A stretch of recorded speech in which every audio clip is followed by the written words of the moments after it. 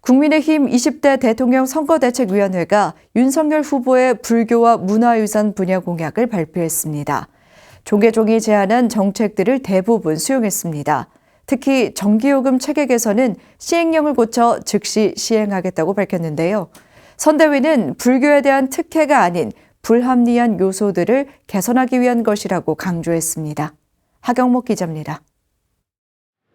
국민의힘 선대위 산하 문화유산진흥특별위원회가 어제 오전 국회 소통관 기자회견장에서 윤석열 후보의 불교와 문화유산 분야의 정책과 공약을 발표했습니다.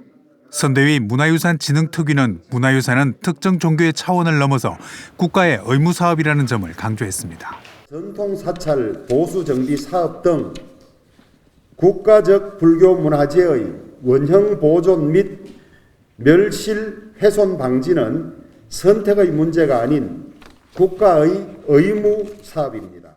문화유산진흥특위는 전통사찰 소유 토지의 과도한 재산세와 종부세 감면을 위해 합산과세 철회와 문화재 사찰 전기요금 체계 개선, 보수정비 사업의 자부담 철폐, 전통사찰 보존을 위한 농지 직접 취득, 국가 예산이 투입된 미등기 건축물의 양성화 등 전통사찰 보존 정책을 최우선으로 내세웠습니다.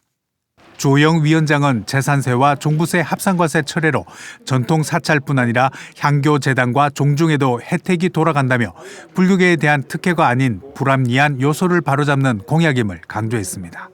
불합리한 제도들을 가급적 빨리 해소해주고 또 정당한 요구는 다 받아들이는 게 좋겠다는 취지의 말씀이 있고 우리는 이 문제를 논의함에 있어서 특별히 이 불교를 의식하고 한 것은 아닙니다. 또 문화유산의 효율적 보존과 전성을 위해 문화재청 내 문화유산 본부 시설과 연동회 전성관 건립, 오대산 사고본 조선왕조실록과 의궤 환지본처 등 전통 문화유산 정책도 내놨습니다.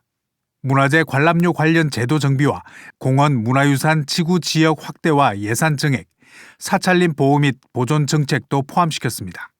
공무원의 종교 편향 처벌 강화와 종교평화위원회 신설, 용산공원 복원과 관련해 종교시설 간 형평성 고려 등 공공기관의 종교 편향 근절을 위한 공약도 내놨습니다.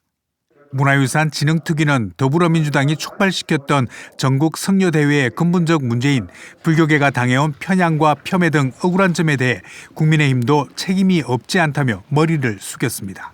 불교계의 애로를 헤아리지 못한 채 편향과 폄훼를 계속해온 문재인 정부와 민주당의 잘못이 가장 크지만은 평소에 이러한 점을 제대로 살피지 못한 우리 국민의힘도 죄송하다는 말씀을 드립니다. 하지만 이번에 발표된 국민의힘의 공약 역시 조계종의 제안을 대부분 그대로 수용한 내용이라는 점에서 앞서 더불어민주당이 발표했던 전통문화 보존 관리 정책과 판박이란 지적도 나오고 있습니다.